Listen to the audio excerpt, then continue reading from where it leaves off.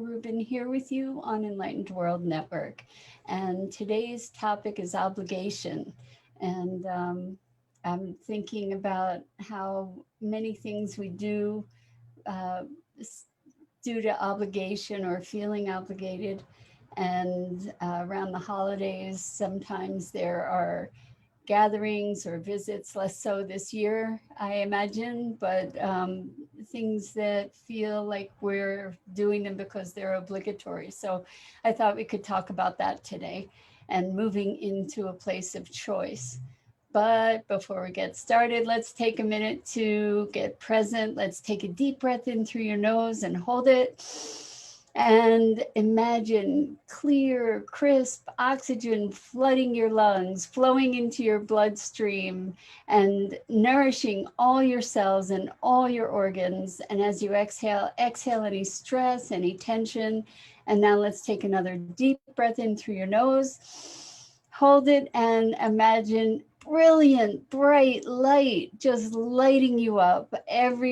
Every molecule, every electron just electrifying you and energizing you. And as you exhale, exhale any stuckness, any tension. And now let's just gently press our palms together and really softly rub your fingers against your palms and feel how awesome that tickling and tingling and softness is, and bring yourselves present to your body right here, right now.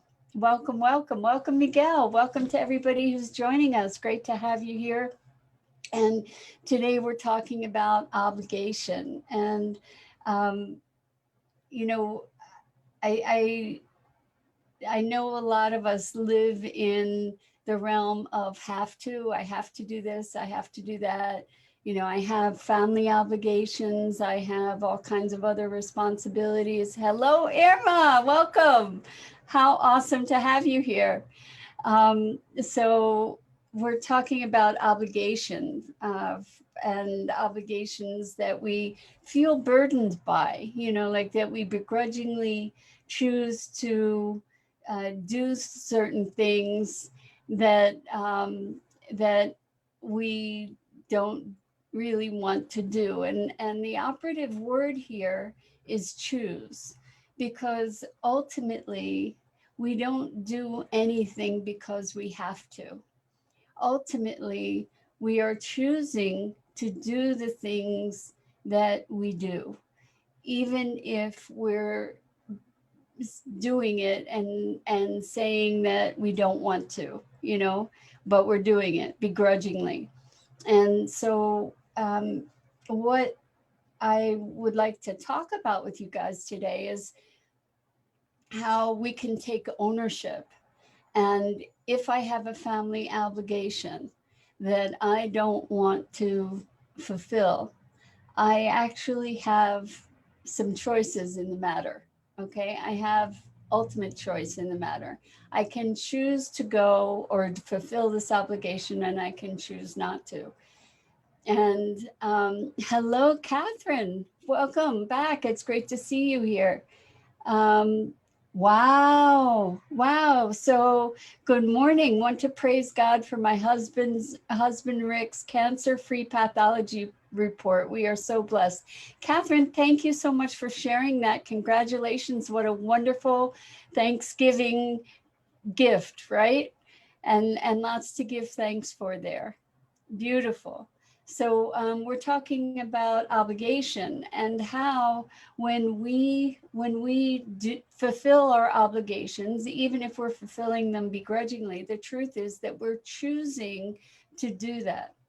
And so when we acknowledge that we actually have a choice, then it shifts the dynamic of of our experience, because we can actually take ownership of that choice. So now you might say, no, I really don't have a choice. I really do have to fulfill those obligations, or this particular obligation. I really don't have a choice. Well, that's not true. The truth is that you may find that the consequences of not making that choice are worse than the consequences of making that choice. So, hello and good afternoon to you, Hope. It's great to have you here. So, what we're looking at is really taking ownership of ourselves and our choices in life. When we say, I'm doing it out of obligation, uh, that's a way that we often disempower ourselves and strip ourselves of the truth that we are actually making choices. So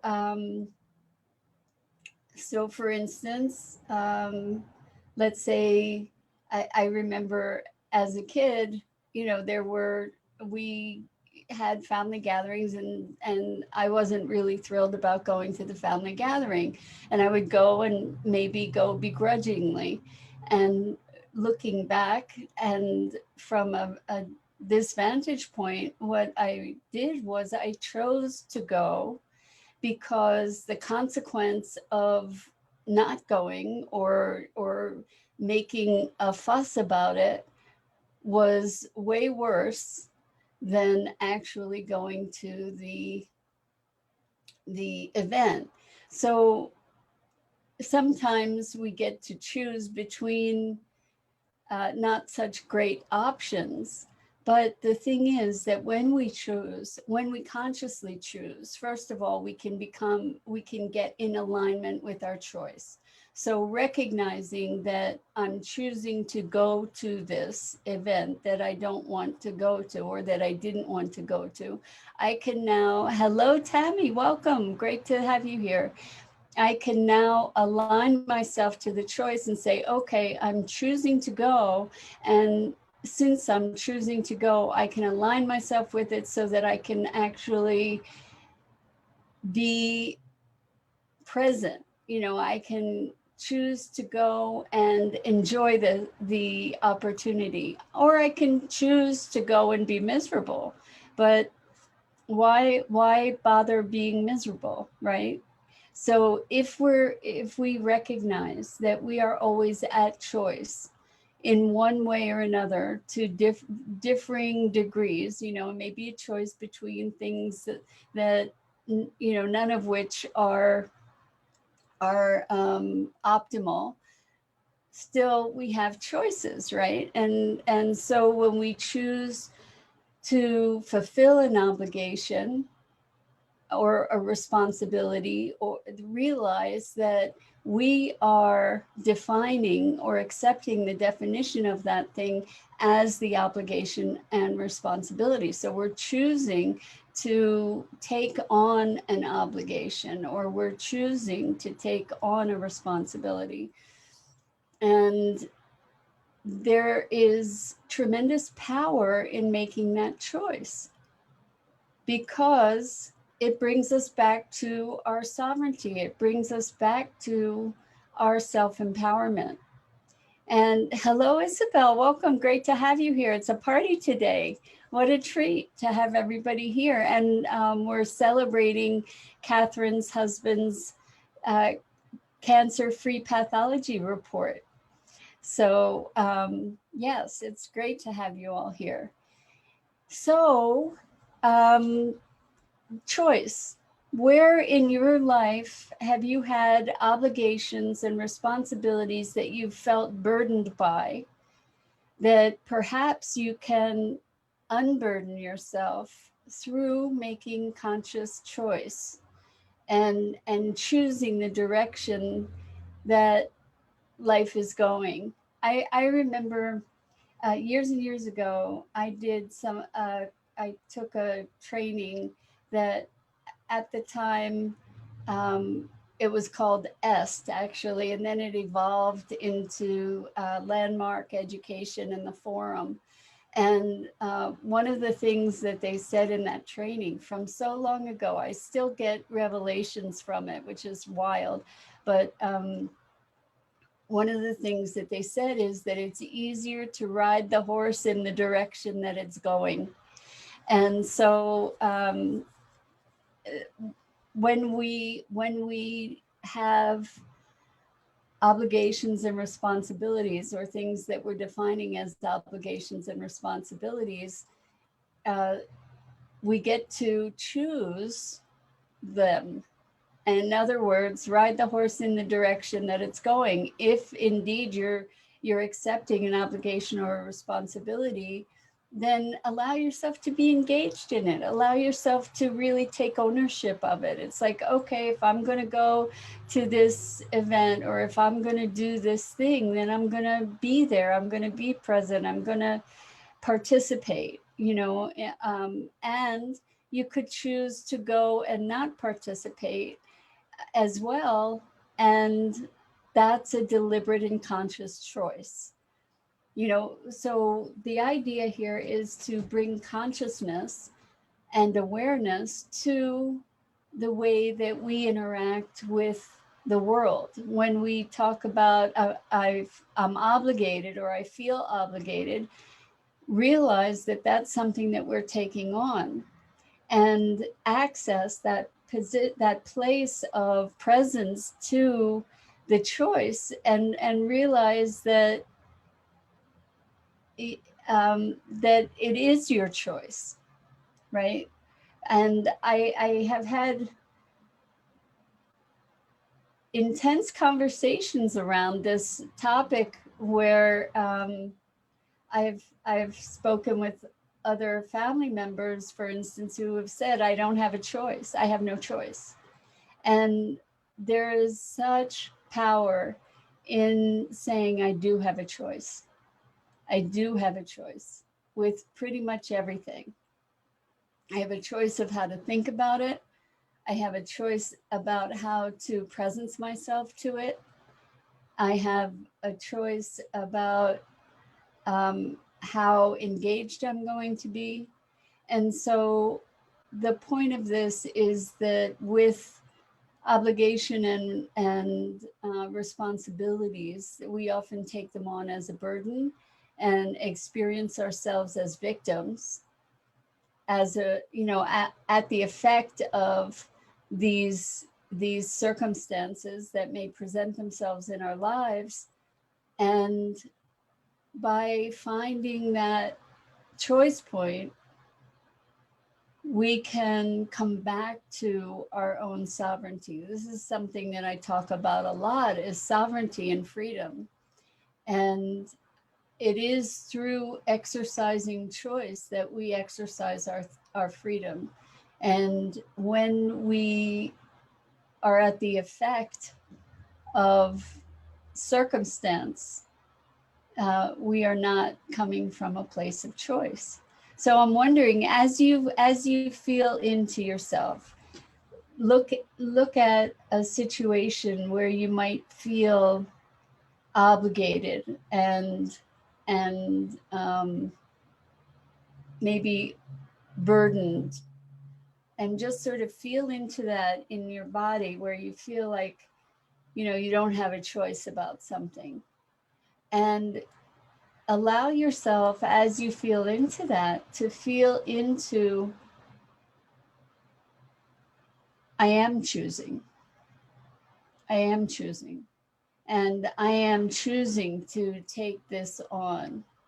And it may still be a heavy feeling, but my bet is that it's lighter to a certain degree, that it's lightened up, like that instead of your shoulders being burdened, you can stand up more straight and be in that point of choice. I am choosing. So I'm curious if you can give me some feedback. What is that like for you to recognize, or to allow yourself the experience of choosing, choosing the challenge of whatever it is? So Tammy says, and thanks for chiming in, Tammy. I always feel obligated with my kids' things. So realize that feeling, actually, I so appreciate the way you phrased that, Tammy, because you said you feel obligated, right? And so that feeling of obligation is sort of a feeling of being of oppression, right? It's like a burden. And when we recognize that we're choosing the choices that we felt obligated by, then you actually can entertain different options, possibly. Like you could entertain the option of not doing whatever it is related to the kids, or you can realize that you're choosing it and then engage with it from a completely different place. Because when we feel obligated, we often feel resentful, right? Obligation after obligation can breed resentment. Catherine says, lately, with all that's going on, being home, taking time out, I feel, and I think maybe it got cut off, Catherine, because I don't see the whole thing. But I'm guessing that you feel obligated about certain things. And when we, let me see what you're saying, is a way to get to a time of, I'm not sure what that last word is, maybe prayer, I'm not sure. Um, when we connect to the place of choice, a place of peace. Thank you, Catherine. So taking time out, I feel, is a way to get to a place of peace, or a time of peace.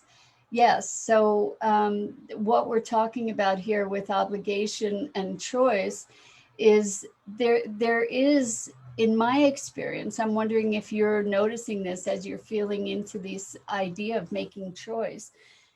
There is a greater sense of peace. There is a greater sense of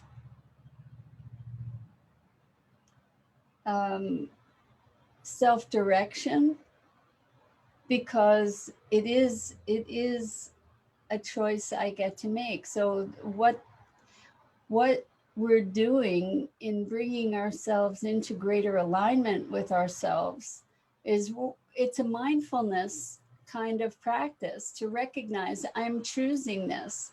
I am choosing this at this moment. I am choosing to do this thing. I am choosing to, I'm inclined to say I'm choosing to feel this way. And in a certain way, we do choose the way we feel about things. And that is largely generated by the way we think about things, and the way the stories, or the narrative that we have going about things. So we can shift our experience by shifting the way we think, which is really what this whole conversation is about, is thinking differently about what we were previously calling obligation and responsibility. So if I have obligations and responsibilities, I am owning them. I'm saying I am choosing this as an obligation. And I don't know if that necessarily helps us to like it more, but I think it empowers us regardless.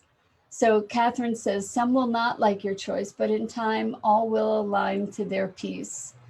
So it's always the case that some people will not align with your choice, right? It's always the case. And we need to make choices that we can live with. We need to make choices that we can be aligned with. And if we make a choice and we don't feel aligned with it, then we get to look at another choice. And Irma says, if I choose because it's the right thing to do. Okay, so that's a great point, Irma, because in obligation, we are doing things because it's the right thing to do. But who says it's the right thing to do? We do. Ultimately, we're the ones that say it's the right thing to do. So I'm choosing to do this because it's the right thing to do. And what does that give me in that choice? What it gives me in that choice is feeling like a good person, or feeling like I'm doing the right thing, right? What does it do for me?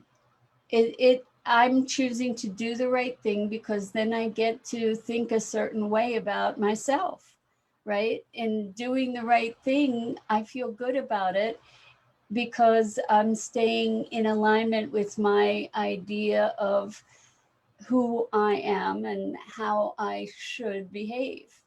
Okay, so we get to say, when we look at doing something because it's the right thing to do, we get to look at who says it's the right thing to do. And oftentimes when we ask that question of who says, we realize that it wasn't us, that we kind of inherited this idea of morality or principles or values that may not be aligned with our own values. And so we get to look at that too. And this is part of our own conscious awareness, like what's the right thing to do? And actually, this brings me into thinking about suffering, because I think suffering is very much tied into obligation and responsibility in our culture. We tend to believe that there's merit to suffering. And we tend to, you know, to elevate suffering as a virtue, where I'm not so sure that that's really the truth. I think that when I'm suffering through my obligations or my responsibilities, well, that's kind of divesting ourselves of our responsibility, our autonomy, uh, our sovereignty, right? When I do something because it's the right thing to do, I get to choose what's the right thing to do. I get to choose what I'm embracing as the right thing to do. And that's a really important thing to recognize. So if the right thing to do is dictated by our family or by our church or by our government, we get to also look at, is that the right thing to do? And what are the consequences of choosing that versus choosing something else? And so if we're choosing to do the right thing because it's the right thing to do, but it costs us our health and our emotional well-being, is it the right thing? And we get to look at these questions. It's really important. So Ross says, I feel obligated to call my dad, even if our conversations end up with him implying I don't do enough. My energy gets low after the call often. So Ross, you get to evaluate that obligation and convert it to choice. And if you realize that you're choosing to call your dad, even though he does what he does, realize that you're choosing it, maybe it'll shift the impact on your energy, because you can be choosing to be having the conversation with him. And you might even change the conversation. You might even address the implications that he's making that you don't do enough, or who knows. But if you choose that conversation, I wonder what will change for you, rather than feeling obligated. Because my guess is that if you feel obligated, you're already going into that that conversation feeling like, oh, okay, I'm going to call my dad.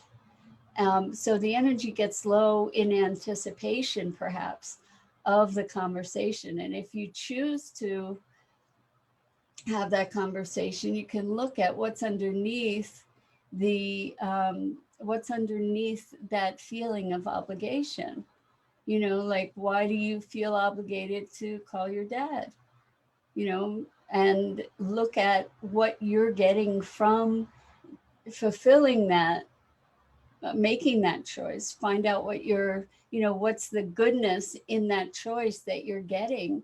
And then that may help to enliven you, and it may help to give you more energy. And it may help you also to not be as susceptible to whatever his judgment is, because he's just doing his thing.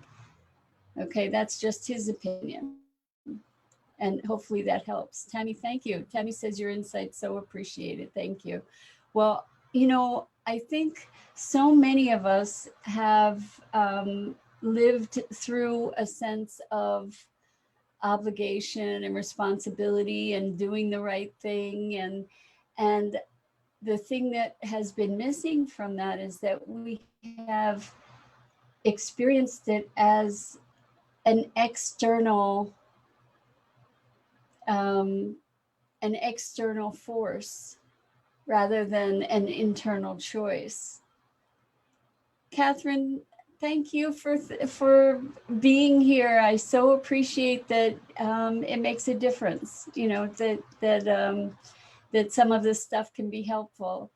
I have found that it makes a huge difference for me in my experience of my life to own my choices, to own that I have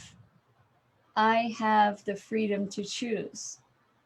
And at every moment, when we presence ourselves to the opportunity to choose, then it shifts the whole dynamic of life.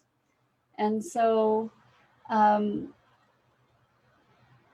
we're on the verge of Thanksgiving, and I am going to be here tomorrow. I don't know if you will, but in case you're not, I want to wish you a wonderful Thanksgiving, and I hope that all of us will take the time to really presence ourselves to how much there is to be grateful for, even in the midst, and maybe especially in the midst of this global pandemic and disruption of monumental proportions in um, in human history.